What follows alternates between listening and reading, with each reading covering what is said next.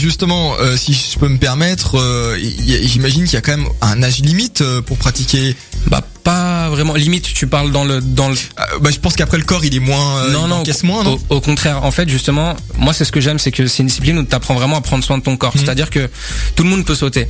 Mais sauter de 3 mètres, 3-4 mètres en se réceptionnant sans se faire mal, bah là faut des années d'entraînement. Et c'est ça qui est intéressant parce que aujourd'hui les Yamacs, je sais pas exactement quel âge ils ont, il y en a peut-être qui approchent la quarantaine, tout ça, et c'est des gars qui encaissent encore et qui bougent encore super bien. Pourquoi ? Parce que ils se sont renforcés avant, ils ont travaillé, ils sont allés étape par étape pour amener un certain niveau, et finalement ils sont encore capables de bouger. C'est pas comme quand quelqu'un qui en a rien à faire et qui va sauter de n'importe où et se briser les genoux. Donc on est vachement, enfin moi dans la pédagogie et les cours que je donne, je suis vachement axé là-dessus, sur on apprend au sol, tranquille, on apprend à avoir confiance en soi, et petit à petit, une fois que tu as toutes les bases, tu vas commencer à élever le niveau. Et il n'y a pas vraiment d'âge, même pour commencer, même pour finir, parce que finalement, c'est une discipline qui est assez large. C'est-à-dire que pour moi, c'est un noyau dur, l'art du dépassement, le parcours, le freerun, et autour, il y a plein de choses. C'est-à-dire que plein de choses.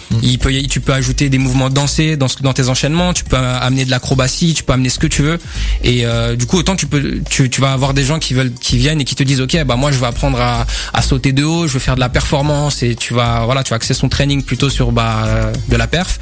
D'autres qui vont en avoir plutôt rien à faire de ça, qui vont vouloir bouger par exemple sur des bancs, travailler du flow, de la créativité, et c'est quelque chose qui est libre. Donc vraiment tout le monde peut pratiquer et tout le monde peut s'amuser dans cette discipline en fonction des...